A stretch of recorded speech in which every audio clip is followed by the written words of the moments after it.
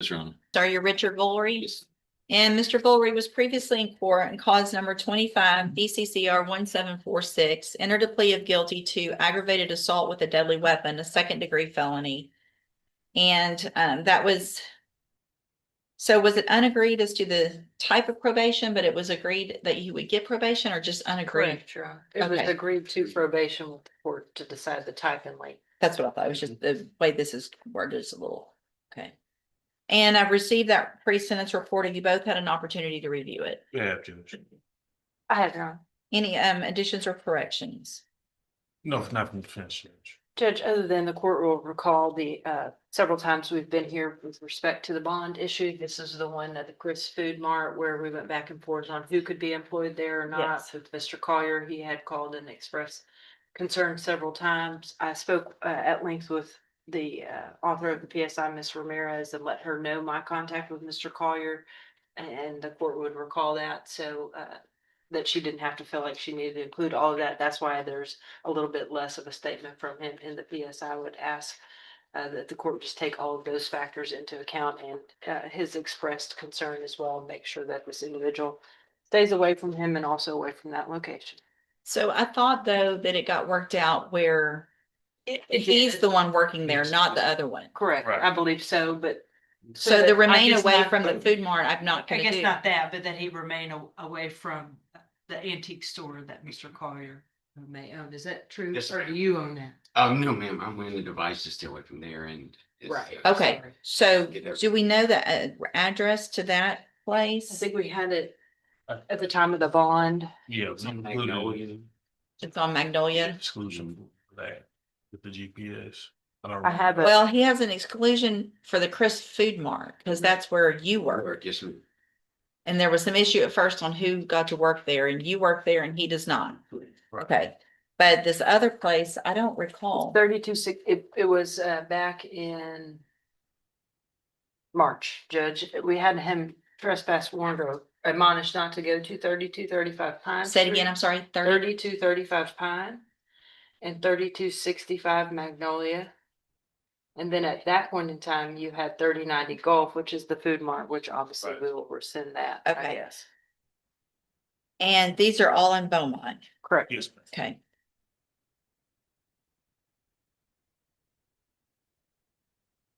Okay, anything else then? No. With regard to type of probation, Mr. Lewis? Well, Judge, I know he has had some limit, criminal history there, but we still would ask that the court consider a deferred adjudicated probation on him. We think that definitely with his work history, working in the public and things of that nature, I think all of his history has been retail history. So which of course, if anything does change with his job history, it definitely will make it harder, of course, with a conviction involved. So we are asking that it be given a deferred adjudication. Ms. Malfino? Judge, obviously with this history, the state would have appreciated a straight probation, but more so I would like a lengthy probation. So I'd defer to what you deem is appropriate, but I would ask that it be lengthy. So here's the thing, based on the nature of the offense and the fact that a firearm was used and exhibited, I am not inclined to give a deferred probation. I think the conviction gives us a little more control and hopefully protection with regard to the ability to possess a firearm, and that's important to me based on this. And so here's what I'm going to do, Mr. Vullery. I'm going to find that you entered your plea of guilty freely and voluntarily. Find sufficient evidence. Wait, I can't do it deferred, can I? On an ag assault? Can't, yeah, No. yeah. We're just Yeah, having that issue. yeah. Well, never mind then. Here's what I'm gonna do. Should have figured that out when we took the plea. That would have resolved some things. All right, so Mr. Vullery, I'm going to find that you entered your plea of guilty freely and voluntarily. Find sufficient evidence to find you guilty. However, I'm going to defer all proceedings and place you on probation for 10 years. You're ordered to pay a $500 fine and to follow all of the rules and conditions of probation. One of those includes, obviously, you cannot possess a firearm. at any time, at any place, for any reason. Do you understand? In addition to all of regular and whatever conditions of probation that they think are appropriate, you're also ordered that you cannot be at the location of 3235 Pine Street in Beaumont, Texas, and also 3265 Magnolia Street. Do you understand? And have no contact whatsoever with Byron Collier.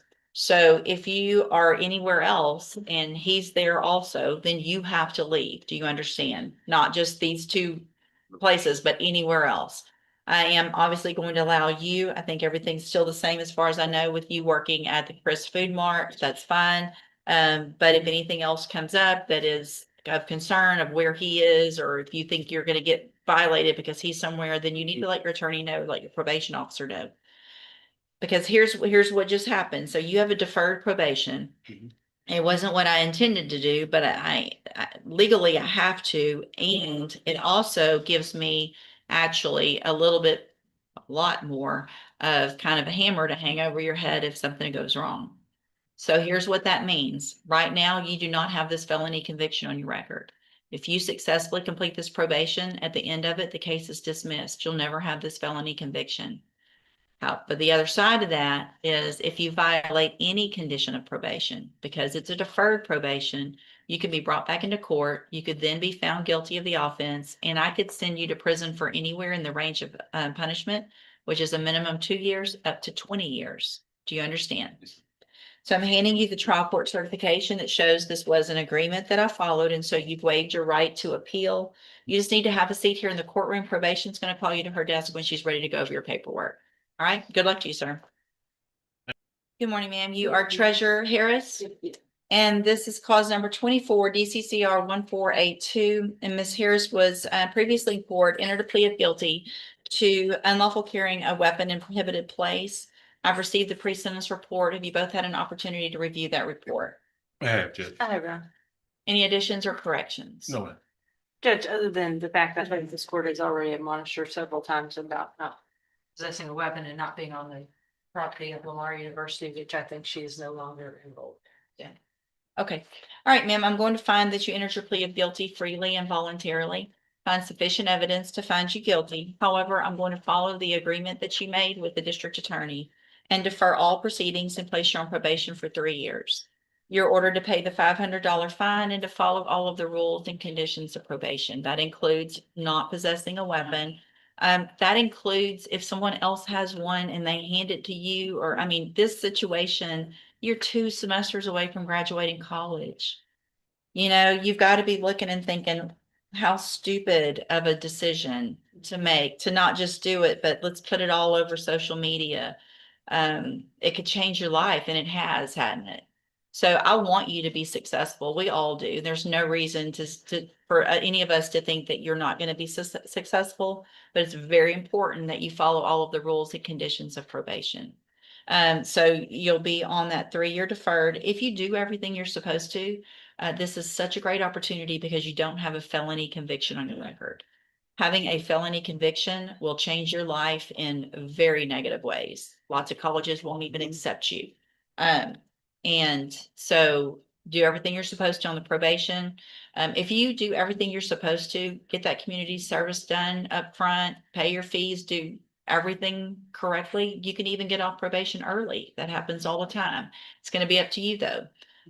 So if you don't do everything you're supposed to on this probation, if you violate any condition, you can be brought back into court, found guilty, which means you'll have a felony conviction on your record, and then you can be sentenced anywhere in the range of punishment, which is between 2 years and up to 10 years.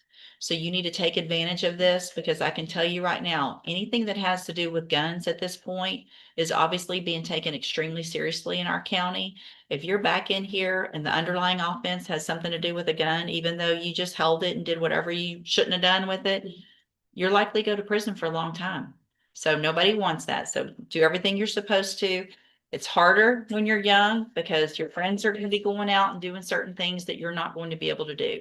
But these are decisions that are going to affect you long term. So think long term and not short term. Okay. I'm handing you the trial court certification that shows this was an agreement that I followed, and so you've waived your right to appeal. You just need to have a seat here in the courtroom. Probation's gonna call you up to her desk when she's ready to go over your paperwork. All right, good luck to you. Get those last 2 semesters done, and graduate, okay? Okay. Davion Mason, are you Nasir Brown? I'm sorry. We were here before. You've been here before, but you have to speak up where I can hear you. Executing beneficiary of the trust in hand, Of the trust of what? of the trust in hand, Your Honor, Of the trust in hand? Whose Yes. hand? What trust? the execution. Did you bring a copy of it? I wasn't able to get to the copy. I do have. Take the glasses off. I need to see your eyes, please. These are my prescription glasses. That's okay. So I'm having a hard time understanding you. You need to speak up and speak clearly so that the record can be clear. You were already here and I gave you an opportunity to try to go hire a lawyer for your 2 cases. Did you get a lawyer hired? Able to do it. Who'd you talk to? Made a few calls to the guy, Rafe. What's his name? Rafe King? Mm-hmm. What's his name again? Who else? That's the lawyer that I chose. So if you chose him, you should have gotten him high. I mean, he has the same, there's somebody that answers his phone every week. I understand. I know how it works. I told you to hire someone or visit with at least 3 lawyers. Made an attempt. You made an attempt. Okay, did you go see Mr. Kimler? Did you make an appointment? Able to do that. Why not? I'm not in a position to go back and forth in front of a lawyer that's in this state that I'm not from. This is foreign language. So here's the thing, Mr. Brown, I told you very specific instructions when you were here before that if you did not do what I asked you, then your bond would be raised and you would have to go back to jail, right? No, Yes, that's exactly what I say, because you've heard me say it probably 8 times already this morning. So at this time, Mr. Brown, because you did not do what I asked you to do, or what I ordered you to do, I'm going to raise your bond. Challenge subject matter jurisdiction. That's and it's been- overruled. it's been You're, denied. listen, Mr. Yeah, Brown, I'm respect- raising your bond you to cannot- $100,000 in each of your cases for not following the court order. Go back Subject with the matter bailiff. jurisdiction. Go back with the bailiff. The judge had already warned him before. This wasn't about arguments anymore. It was about following direct court orders.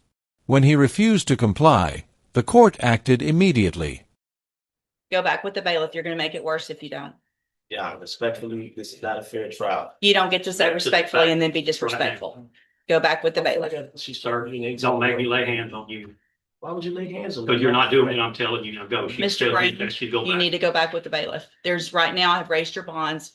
You have to go with the I am not bailiff. a threat to any officer. You through in, Judge? Yes, I'm through. I am not a threat to any officer. Let's go. Why are hands on me? Good morning.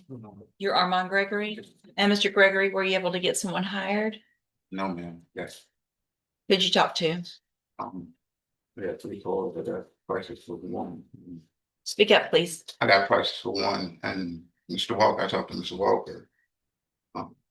Clayton, Fresh Out, and Mr. Gaines, Who? McLean. Okay. And so, where are you on being able to get someone hired? All their price was too high. Mr. Walker just told me it was too expensive, so. Are you yeah. working? Um, Why not? I was working out of town, so I couldn't go out of town, then come back. Gotcha. So thank you for talking to those lawyers, Mr. Gregory. I'm gonna have you fill out some paperwork this morning to see if you qualify for a court-appointed lawyer. Make sure you fill it out accurately and completely. You're gonna swear under oath that it's all true, and then I'll take a look at it, okay? Step in front of the clerk on the end. She'll give you that paper. Morning. Is it Tarania? I say it wrong every time. I'm sorry. Ms. Johnson, were you able to get a lawyer hired? No, ma'am, I have a reason. Well, I did talk to 3 of them. I talked to Mr. Brobos, Mr. Joseph, and Mr. Wright. But in the process of me talking to them, I had court, and they told me it was gonna combine it with this court. And she told me that I was gonna get an attorney appointed to me. What other court do you have? I had it. It was my misdemeanor. They told me they didn't want to interfere with this because it's dealing with it. So she told me they was gonna combine it. But I went out to message her. Who is that? Who told you It's that? British. Okay. So typically what that means is usually they'll handle your felony first. But you still, it doesn't get combined in one court, so I don't want you to misunderstand. So if you have a court date down there, you still have to go. It's so sometimes they'll do things with your cases that are kind of similar, but it's definitely two different things, two different courts, okay? Yes. So, are you working? Are you able to hire someone? Yes, ma'am, like that. You think you'll be able to hire someone? Yes, ma'am. Okay, so if I give you one more reset, can you get that taken care of? Yes, ma'am. All right, so make sure when you go, let them know that you do have both of the cases, one in felony court and one in misdemeanor court. Okay. But this one is definitely the one, obviously, that's more serious to make sure you try to get someone hired. If for some reason you can't, talk to at least 3 others, bring me those names, and then we'll discuss your options, okay? All right, step in front of the clerk. Good morning. Good morning. You're Cedric Martin Harris? Yes, ma'am. And Mr. Harris, this is your initial appearance. Just a second. In cause number 26, DCCR 0421, you're charged with the state jail felony offense of burglary of a building, and that's from February 4th of 2026. Since you've made bond in your case, have you had an opportunity to try to hire a lawyer? So what I'm going to do, Mr. Martin Harris, is reset your case for about 30 days to give you some time just to see if you can hire someone. If you do get someone hired, bring the reset notice that you get today to that lawyer and they'll tell you what to do. Yes. If you're not able to hire a lawyer, I'm ordering you to visit with at least 3 lawyers. They all charge different amounts. They have different payment plans. Bring me back the names of the lawyers you've talked to, so I know you're trying, and then we'll discuss your options. Yes, ma'am. If you don't do that, then when you come back, you run the risk of me raising your bond for not following the court order, and you would go back to jail. Do you understand?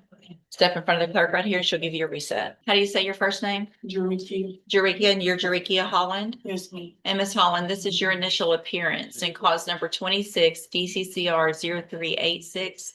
You're charged with a second-degree felony of aggravated assault with a deadly weapon, and that's from February 5th of 2026. And since you've made bond in your case, have you had an opportunity to try to hire a lawyer? No, ma'am. So what I'm going to do, Ms. Holland, is reset your case for about 30 days to give you some time to try to hire someone. If you get someone hired before the next court date, just bring the reset notice that you get today to that lawyer and they'll tell you what to do. Yes, ma'am. If you're unable to hire someone before that next court date, then I'm ordering you to visit with at least 3 lawyers. They all charge different amounts, they have different payment plans. Bring me back the names of the lawyers you talked to, so I know you're trying, and then we'll discuss your options. If you don't do that, then when you come back, you run the risk of me raising your bond for not following that court order, and you would go back to jail. Do you understand? Yes, ma'am. All right, step in front of the clerk. She'll give you your reset notice. Good morning, you're Keyshawn Spriggs. Yes, You ma'am. look very nice this morning, Mr. Spriggs. Thank you. Mr. Spriggs, this is your initial appearance and cause number 26, DCCR 0665. You're charged with indecency with a child, and that's from March 4th of 2026. And since you've made bond in your case, have you had an opportunity to try to hire a lawyer? Yes, ma'am. I have a constellation at on the 17th with Mr. Marcus Wilkerson. Okay, Yes. so what I'll do, Mr. Spriggs, is reset your case for about 30 days to give you some time to see if you can get him or someone else hired. If you do get Mr. Wilkerson hired, make sure you bring the reset notice that you get today to him and he'll tell you what to do. Yes, ma'am. If you're unable to hire him or someone else, make sure you visit with at least 3 others. You'll see that they all charge different amounts, different payment plans. Bring me the names of the lawyers you've talked to, so I know you're trying, and then we'll discuss your options. Yes, ma'am. If you don't do that, then when you come back, you run the risk of me raising your bond for not following the court order, and you would go back to jail. Do you understand? Yes, ma'am. All right, step right here in front of the clerk. She'll give you a reset. Good morning, you're Joshua Tyree. Yes. And Mr. Tyree, this is your initial appearance. You have 3 cases. Cause number 26, DCCR 0078. You're charged with unlawful possession of a firearm by felon, and that is from September 21st of 2025. And then in cause number 26, DCCR 0079, you're charged with the 3rd-degree felony of tampering or fabricating physical evidence with intent to impair, also from that same date. And then in cause number 26, DCCR 0080. Just a second. You're charged with the 2nd-degree felony offense of possession of a controlled substance, also from September 21st of 2025. Since you've made bond in your cases, have you had an opportunity to try to hire a lawyer? No. So your indictments also allege 3 prior felony offenses, which mean all of these, you will be considered a habitual offender which means if you're found guilty, your punishment range is a minimum of 25 years up to 99 years or life in prison. You understand? Yes, ma'am. So it's very important that you try to get someone hired before that next court date. I want to reset your case for about 30 days to give you some time to try to hire someone. If you get somebody hired before the next court date, just bring the reset notice that you get today to that lawyer and they'll tell you what you need to do. If you're unable to hire someone before the next court date, then I'm ordering you to visit with at least 3 lawyers. They all charge different amounts, have different payment plans. Bring me back the names of the lawyers that you've talked to so I know you're trying, and then we'll discuss your options. If you don't do that, then when you come back, you run the risk of me raising your bond for not following the court order and you will go back to jail. Do you understand? Yes. Also, was it a requirement that you were told that you were to wear a drug patch? Yes. And you have that on? All right, so it's very important that that drug patch is obviously negative. I get those results. So every 2 weeks, you have to go get it changed. Make sure you get it changed on time and that it's negative. If there's a positive result, your bond's going to get raised and there'll be a warrant. You'll go back to jail, okay? Yes, ma'am. All right, step in front of the clerk. So when you were here last time, I had you go get a drug patch. Well, I know you did, but then you didn't go get it changed when you were supposed to. I had fired. What? And when I went to jail, I got fired from my job. So, man. Have a seat in the jury box. Let's get you tested this morning. Yes, ma'am. Mr. Colbert, don't wear sweatpants to court. Oh, I'm sorry. I'm sorry. It's felony court. You need to dress appropriately. All right. So were you able to get someone hired? I was told I was supposed to go with Mr. Rennick, but Mr. Rennick was up on me, so I talked to Mr. Bailey. And he has a girl named Haley out there. Haley, paid her. And she told me she wasn't gonna be able to take the payment because the court date was so close. Right. So she told me to make a payment this week to start up a payment plan Okay. and reset if I get one. Sure. And then she'll take it from there. And it's Haley. I don't know her last name. I'll have to call Mr. Bailey. Simmons? I think Does so. that sound right? The Jensen? The Jensen Bailey, something like that. Okay. It's all right. If you'll just make a notation, Kim, on there that he's gonna hire, I think it's Haley Simmons, just maybe a question mark with Jensen Bailey's name beside it also. You need to get someone hired before that next court date, okay? Step in front of the clerk. Happy Monday. Good morning. You're Wesley Mack. And Mr. Mack, this is your initial appearance in cause number 26 DCCR 0776. You're charged with the 3rd-degree felony offense of tampering or fabricating with physical evidence, and that's from March 15th of 2026. Since you've made bond in your case, have you had an opportunity to try to hire a lawyer? So what I'm going to do, Mr. Mack, is reset your case for about 30 days to give you some time to try to hire someone. If you get someone hired before that next court date, just bring the reset notice that you get today to that lawyer. They'll tell you what to do. If you're unable to hire someone before the next court date, then I'm ordering you to visit with at least 3 lawyers. They all charge different amounts, have different payment plans. Bring me those names of the lawyers you've talked to when you come back, so I know you're trying, and then we'll discuss your options. If you don't do that, then when you come back, you run the risk of me raising your bond for not following the court order, and you could go back to jail. Do you understand? You'll step in front of the clerk right here. She'll give you that reset notice. Okay. This hearing shows how quickly courtroom decisions can change lives. Probation can protect your future, but ignoring the court can cost your freedom. In felony court, compliance matters.